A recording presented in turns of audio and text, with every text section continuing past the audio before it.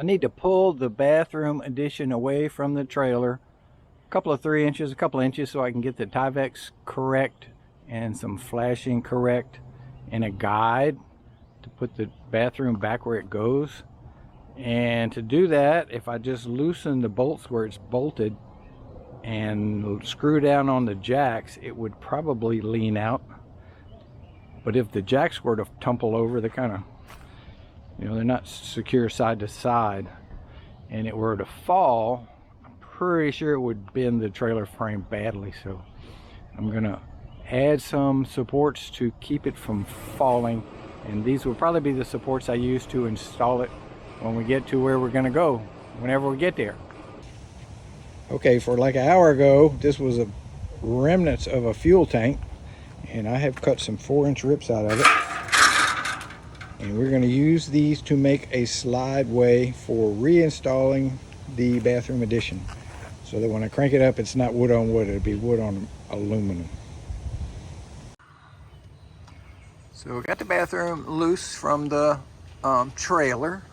I'm not really sure what's holding it up. I think just these sticks and these jacks out here, because it's kind of wobbly.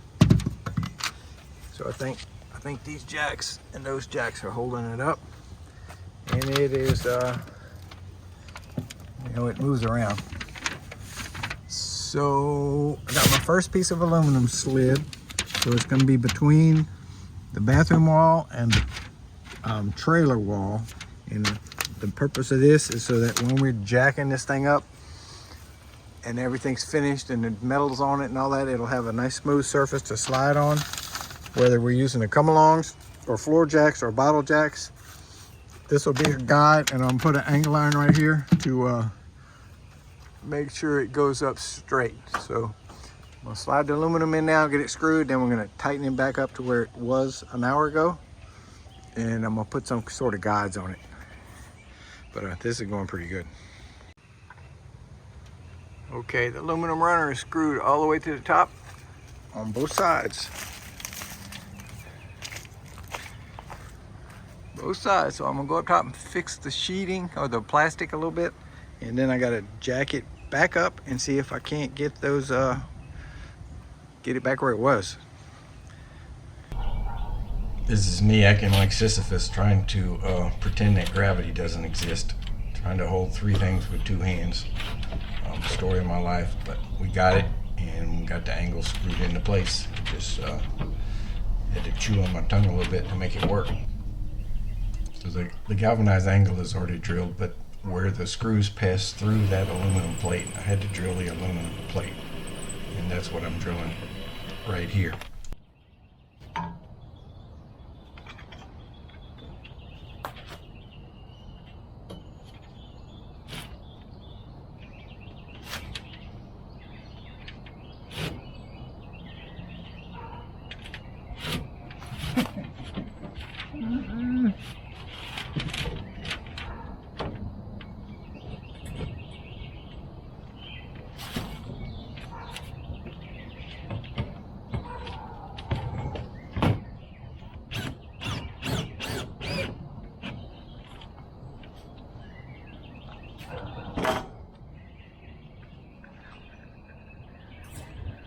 So this is my plan. I've got the aluminum flat bar between this surface and this surface, so it'll slide without getting in a bind. And then I'm screwing this angle to keep it straight left or right. The come-alongs, I don't know if they're gonna do all the lifting, but they'll at least keep it snug up to the main trailer, and I'm sure we'll have some jacks involved. So pretty confident we'll be able to take it off and get it back into position, get the bolts back in there, and I'll have to figure out a way to get some bolts at the tip top, in addition to having a pier under these corners. So and when I put the siding on, I may have to relocate this depending on where the bumps in the siding are, a couple inches. I think it's a good compromise angle. If I were to put this eye here, I'd be lifting vertically. It would be easier to crank, but I have the problem of maybe it wanting to tip over backwards. If I put this too far out that way, it keeps it snugger, but then you have to crank harder, a harder pull on the eye bolts. So I think I got a pretty good compromise on this, and I'll finish screwing these angles and put these come-alongs away for now. And I'm trying to buy some siding. Nobody on Facebook Marketplace wants to return my call for some reason. I went and picked up my roofing yesterday afternoon that I ordered, and I'm going to start putting it on the mini house camper thing. These are the short sheets for the bathroom addition, and I may not put those on until we get to setting the thing up. I got to see how it fits. I don't want to get the sheet metal too tight to the structure where I can't raise it and lower it without doing damage, so we'll have to check that out. Obviously the rest of them can go on and will go on in a matter of minutes or start. I've got 3 sheets sitting on the roof, and they're not screwed down. They're just clipped together with these spring clips, and I don't know if you can see it, but the overhang is getting bigger toward this end, so I need to rotate that first sheet around a little bit and get this overhang looking straight before I put any screws in it. If you put the first sheet up and it's not straight, all the rest of them are going to be crooked. So let me get this whole section straight. And this ladder's just kind of sitting here to keep the sheets from sliding off the roof because they wanted to start sliding. I can't climb it like this because they'll move, but I can climb this little ladder. So once again, it has happened. I was in the process of trying to make a decent video, and a friend came over and started helping, and I forgot all about the camera. And I filmed nothing, but all the sheets that I had ordered are down. They'll fit pretty decent. I now need to measure and go purchase the rake trim for the ends and the cap that's going to go right down the middle. So super stoked here. It's pretty hot though. It's the middle of the day, so even if I get them today, they probably won't go up until tomorrow.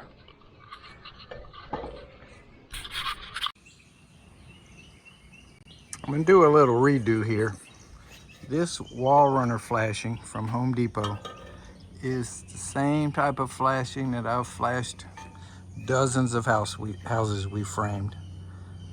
And when you lay shingles over this, it lays flat and seals this off. But the sheet metal is up in the air. So what I'm scared is going to happen is we're going to get a leaf dam up in here, which is going to happen, and the water's going to back up and it's going to go over that little bump. So I don't want that. So I got some different flashing made, and it's going to go over this bump and under this siding here. So I think my siding's too long. It's pretty close. I don't know, it might work.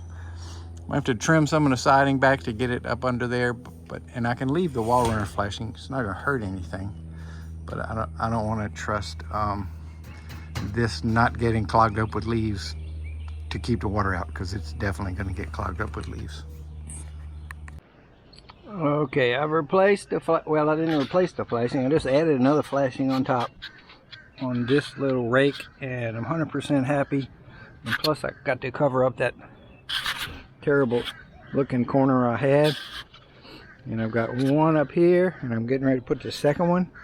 And I put some mastic or butyl or whatever it's called, because I need to put a screw or two here, and I wanted to make sure the screw seals.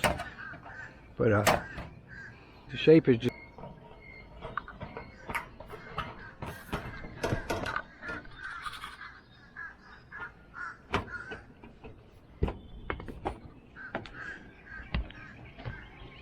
okay. That's it. Of course, we'll put some screws in it, but it's that sticky stuff will hold it in place. And then ridge cap covers the top. Waiting on some rubber gasket.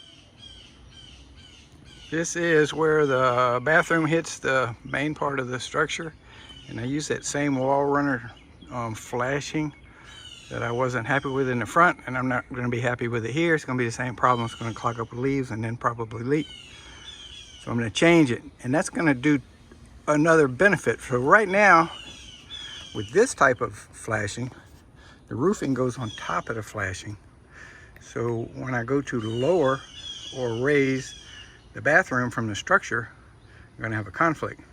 But the new flashing goes over the roof, so I can lower it out from under the flashing with a presto changeo, no problem. So I'm gonna go ahead and remove this flashing. I didn't remove the other one in the front. I'm gonna remove this flashing. I'm gonna finish the roof. Just 2 more little pieces. I'm gonna put the new flashing, and except for a few missing screws that I want to change or add, I will be 100% through with sheet metal. Thank goodness. This is really getting old. All right, my luck's kind of running out here. Apparently, I have screwed the flashing to the wall before I put the siding on the wall. So now, to get to the screws, I need to remove the siding, which means that eye bolt, and that corner trim, and I don't really want to do that. So I'm thinking here, if I could just cut this off some kind of way, I could just leave it. I'm gonna get my snips and see what I can do. Well, it wasn't pretty, but I got the extra pieces of flashing off with the grinder. And now I'm gonna cut some new flashing and see if I can't slide it in here with the corner in the way. And I had to take the sheeting off the roof because it has to be, for this for this trim to work, the bump has to be so many inches from the wall, and it wouldn't have worked out. So I just took it off, just had a couple screws.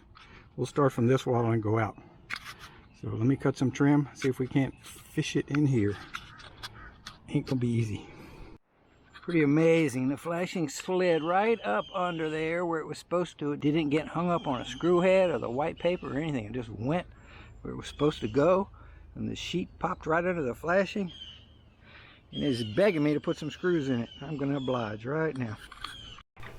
So in an effort to keep up my mid-century redneck design motif and to give the bathroom a little outhouse flair, I bought some used rusty tin, and I'm sheeting the exterior of the bathroom with the rusty tin. Well, it's not totally rusty, but it's kind of rusty.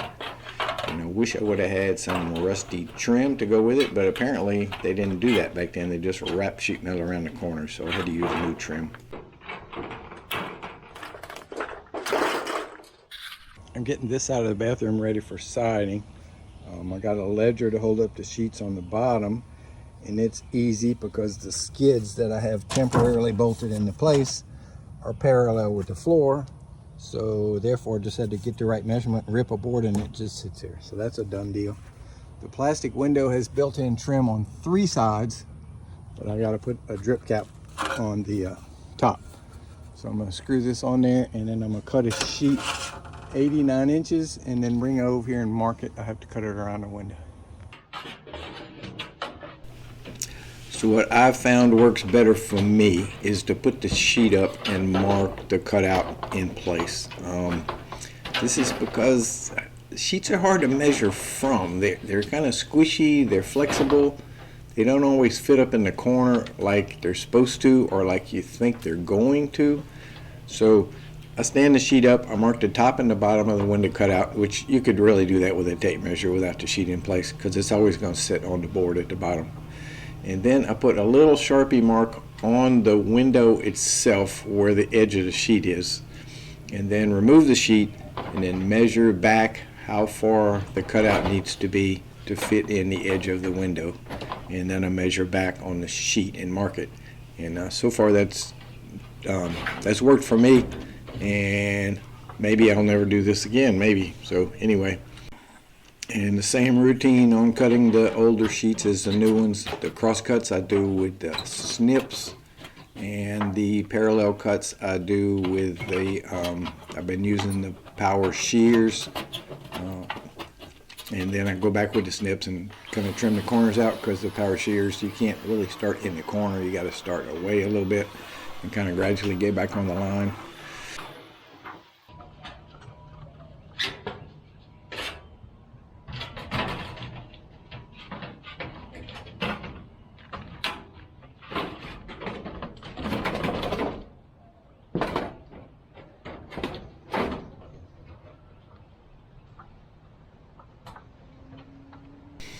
And there's always the little snip that I do in place to cut around the drip edge because it sticks out past the window a little bit.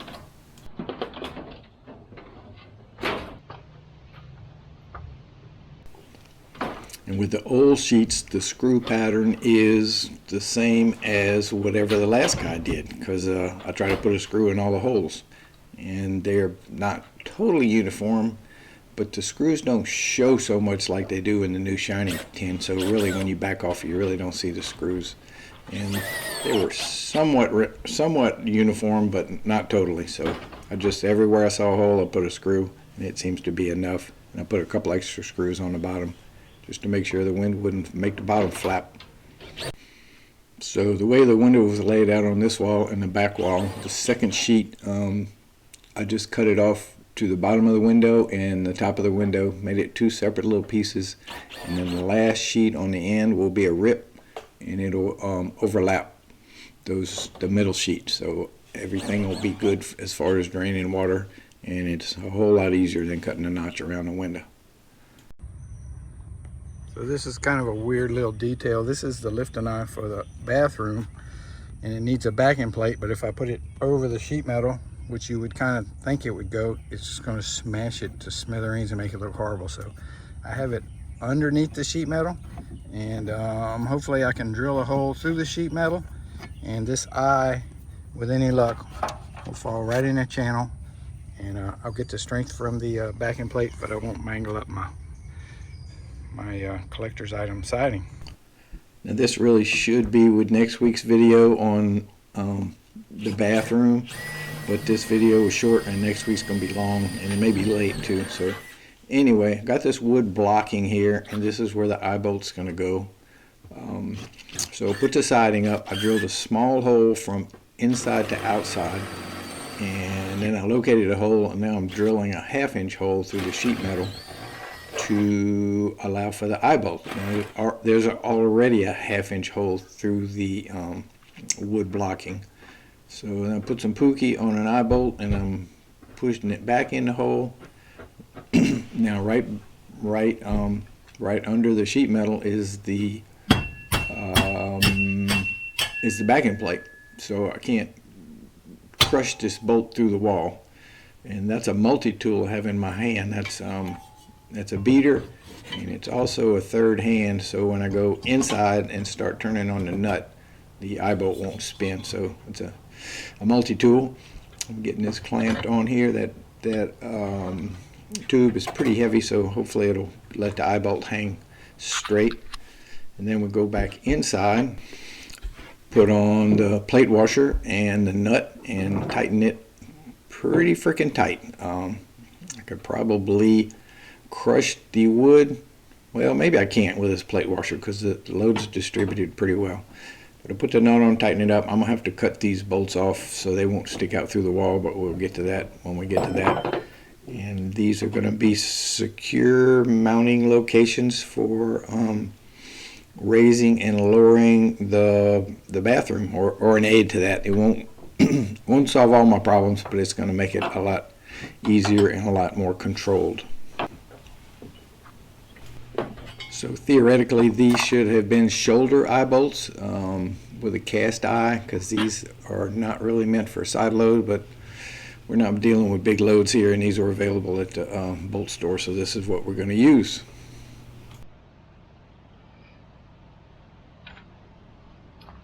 There we go. One bathroom lifter upper bracket installed. This is my rake trim. It goes down the eaves, or no, the gable. And since I had to cut the bump off of the sheet to get it the right length, I took the pliers and bent the little edge up here. So I'm going to set this flat part in mastic, but if any water was to leak under the mastic, and I guess eventually the mastic will dry out, it will come to this curb and go down the hill and not go up in the wall. That's the plan anyway.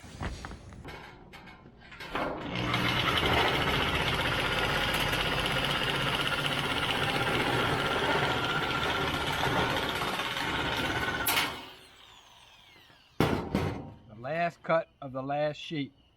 I do have a couple more pieces of trim to get cut, but no more sheets. Sweet.